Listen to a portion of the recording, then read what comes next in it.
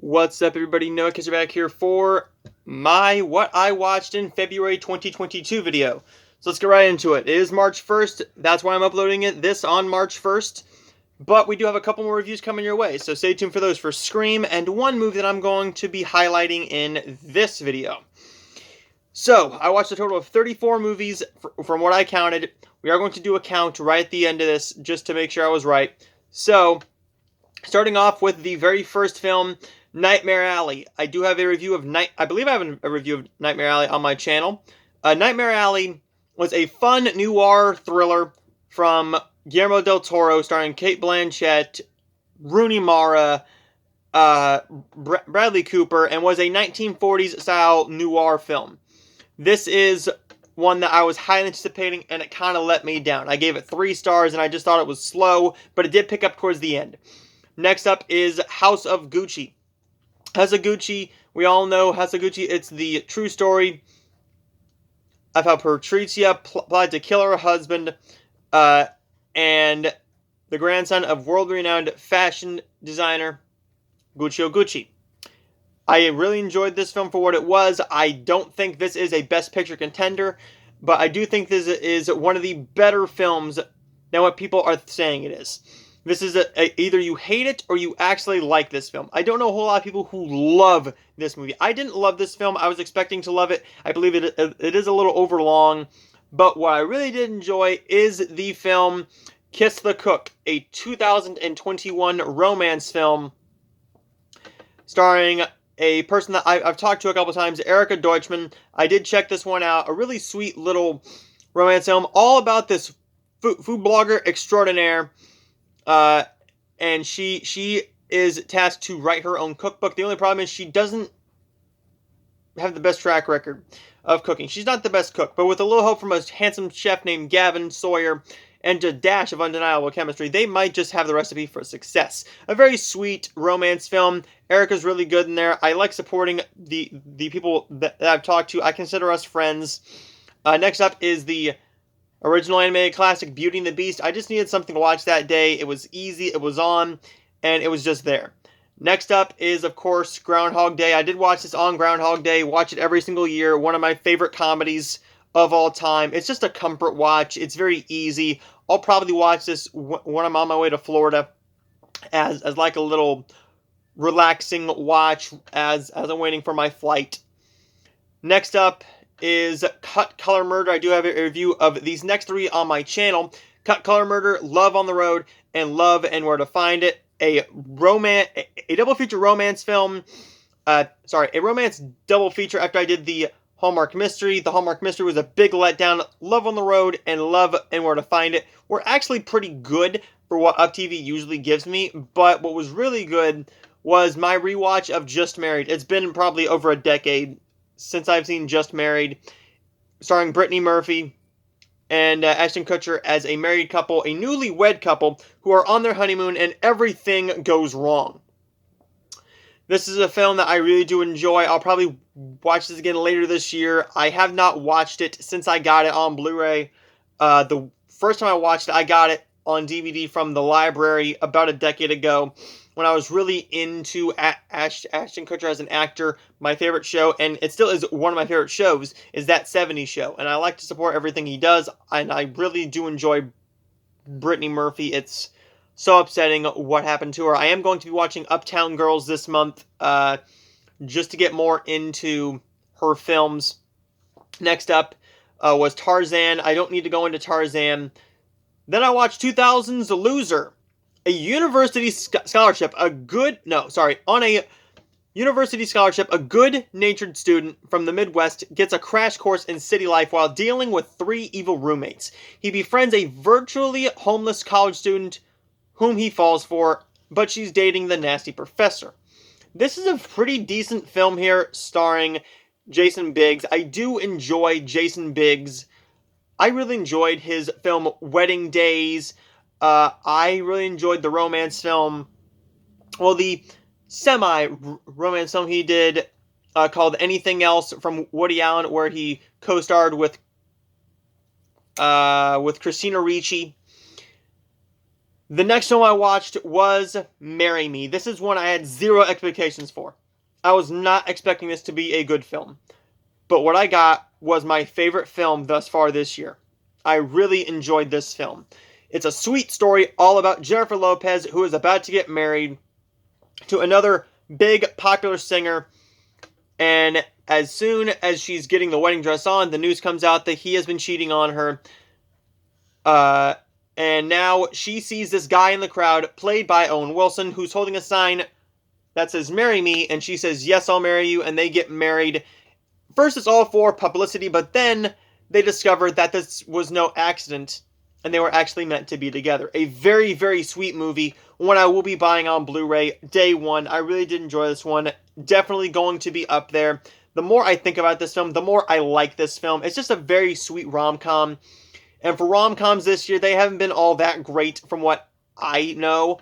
But what do I know? I mean, I watch almost every single romance movie that comes out. So, next up was Listen Out for Love. This was a Up TV film that had nothing going for it. Pretty much, it's a fine little film, but nothing that I'm going to remember watching. The forgettable Wedding Veil film in the trilogy, Wedding Veil Unveiled. This is the Autumn Reeser film where she goes to Italy to teach and research a wedding veil that brings its owners love.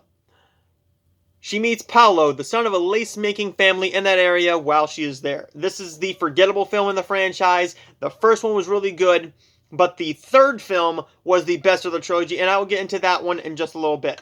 After that, I did a bit of a romance double feature along with the first film being The Wedding Veil Unveiled, but I did watch Harmony from the Heart. This is the GAC family original film starring Jessica Lowndes and Jesse Metcalfe. This is all about Violet, who is a woman chasing her dream, not without getting a difficult task from her professor. She realizes that she loves helping people, and her heart begins to open again. She's a music therapist, and she is tasked with getting this grandfather to speak before Valentine's Day. This takes place, I believe, between February 1st to Valentine's Day, and the grandson in this film is played by Jesse Metcalfe. Really great chemistry between these two stars. I want more from them. I was not expecting this to be as good as it was. GAC family, for their first two 2022 films, are killing it. I like what they're doing, only doing one film a month. I don't know what the April film is going to be. I don't even know if they have an April film ready yet. But one film that I was not expecting to be all that good was I Could Never Be Your Woman. The day I watched this, I was just down. I was not having a good day. I Can Never Be Your Woman is all about this movie follows a mother who falls for a younger man, and the mother is played by Michelle Pfeiffer, and she falls for Paul Rudd, the man who never freaking ages, while her daughter falls in love for the first time. And the daughter is played by Saoirse Ronan.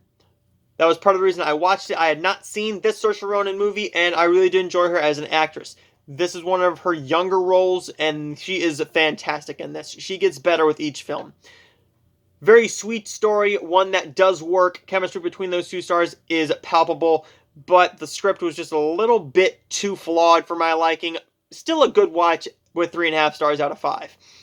Hercules was just a fun little musical Disney watch. Then we got to Valentine's Day, and I did watch Valentine's Day, intermingling stories that take place on Valentine's Day with couples ranging from Topher Grace Topher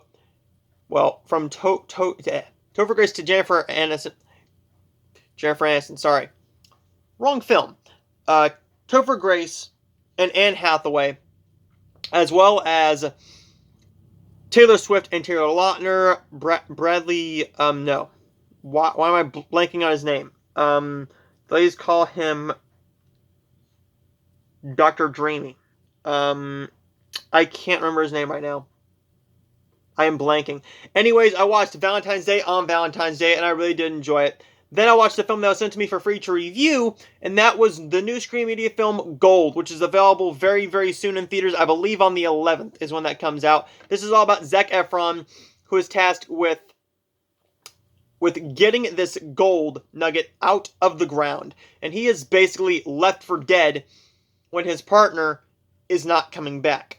This is a very subpar film, but one that does pick up towards the end. The more you watch it, as we get to like the 1 hour mark, then you really get sucked into it because things start happening. And yes, things happen throughout the other half of the film, but what happens then, it really gets you into it because you're discovering how well of a performer Zac Efron is, and he's not just the good-looking actor who can sing and dance, but also do action. He can also do a hard-hitting drama like this. I think he's trying to go, and I'm hoping, this is what I'm hoping. I'm hoping he goes into the Robert Pattinson and Daniel Radcliffe section of his career, because they both had big franchises. Zac Efron did High School Musical, he did some sex comedies, and now he's doing these.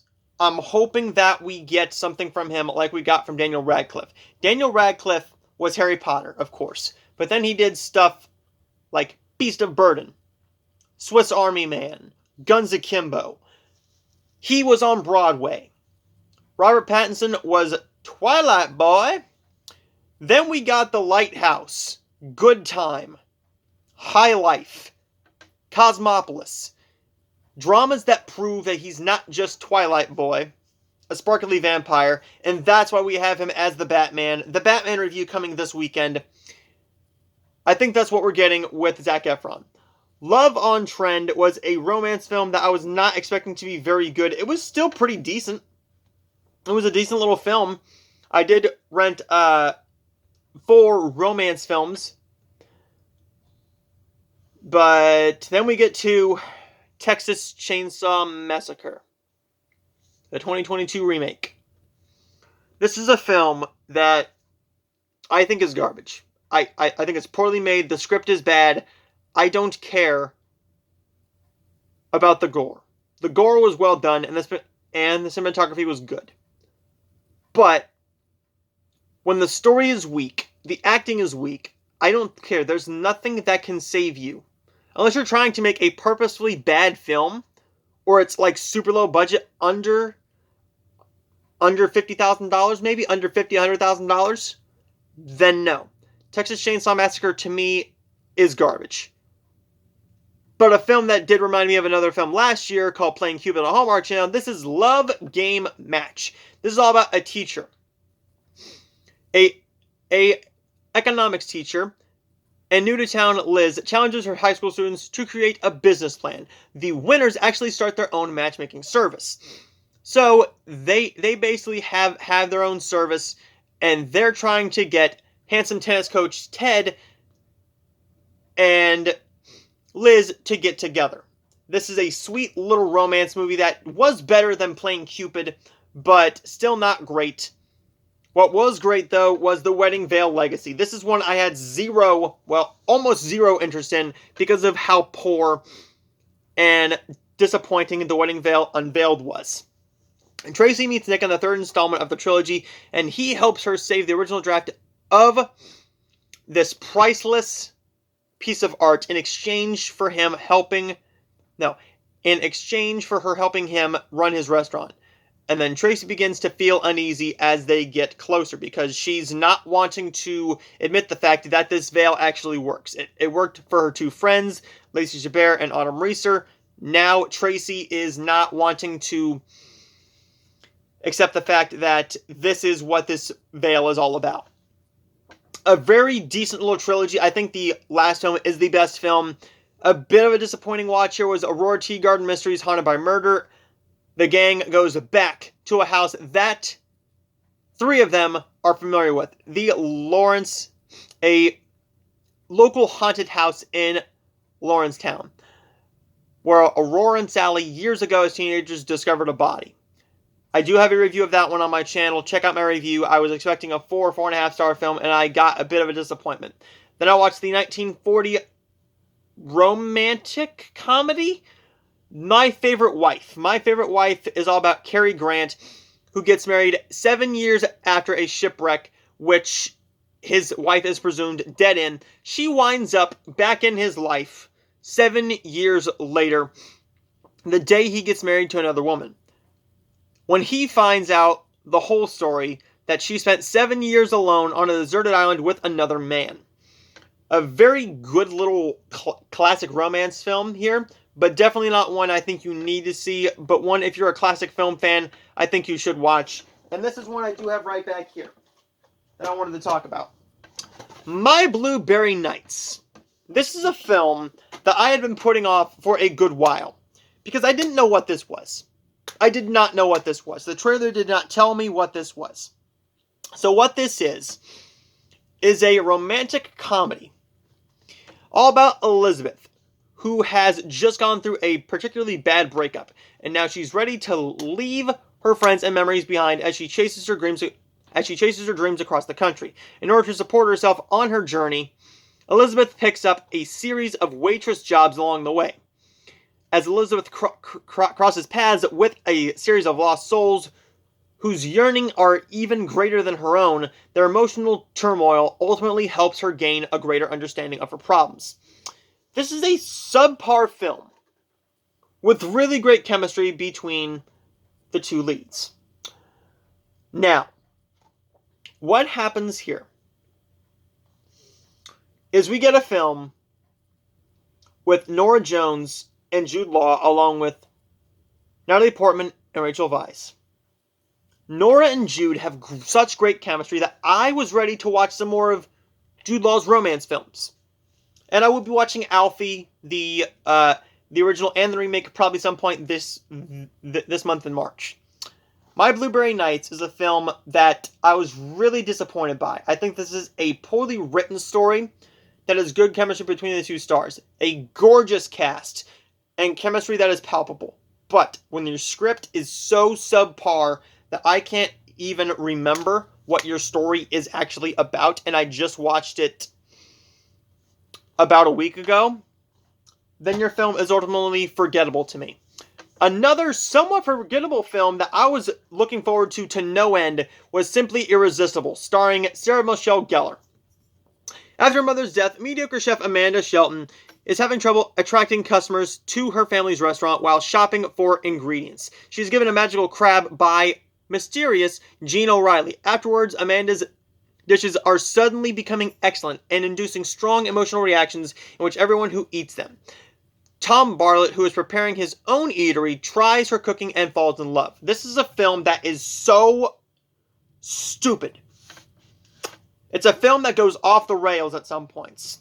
But I love Sarah Michelle Gellar so much. And I was expecting this to be a very, very good romance film because, one, I love the poster. I love the poster for this film. The DVD covers that I've seen give me a charm feel. It charmed me. This film did not charm me. It kind of bored me at some points. It felt like a TV film that had too high of a budget and was a little bit overlong. We only have a total of 7 films left, so let's get right into them. Next up, I did watch one of my favorite films of all time, and that is George of the Jungle. I just wanted to watch that because I've been getting the feeling to watch that. It's somewhat a romance movie, so it kind of fit in February, but George of the Jungle is one I will probably watch 3 or 4 more times this year. One of my favorite films of all time. A Medea Homecoming is the next film I watched. I do have a review of that up on my channel. Intolerable Cruelty. This is a film I only watched because it was leaving, I believe it was Showtime or Stars, on the 28th. So it left this morning at midnight. A revenge-seeking gold digger marries a womanizing Beverly Hills lawyer with the intention of making a killing in the divorce. This is a film that does work. There's chemistry between George Clooney and Catherine Zeta-Jones. I'm sorry, you can't say Catherine Zeta-Jones without Catherine Zeta-Jones. This is a film that disappointed me a little bit, but it was still a decent little film that I thought was just a little bit overlong. The pacing dragged a little bit, but the chemistry was there enough where I did give it 3 stars, so a somewhat positive grade.